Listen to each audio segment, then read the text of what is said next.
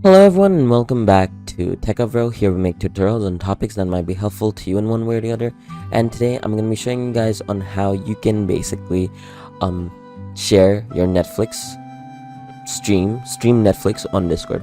Now I personally don't have Netflix. If I did, I'd be able to show it to you guys even better, but I'm just gonna show you guys because the process is the complete same for every single server. Like the streaming process, everything is the same.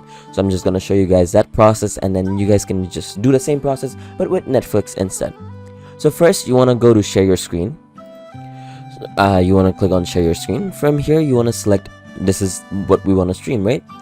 And then you can do smoother video or better text readability. Now we want to have it smooth. Now you can obviously change this frame rate.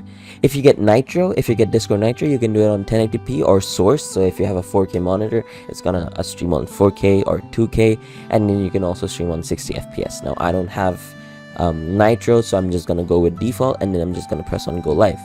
So now if I play this video and if I go back to Discord, as you can see, the Discord is also playing the video. I can also make it large, and yeah, do the same process, but instead of choosing VLC, choose Netflix, and that's gonna be it.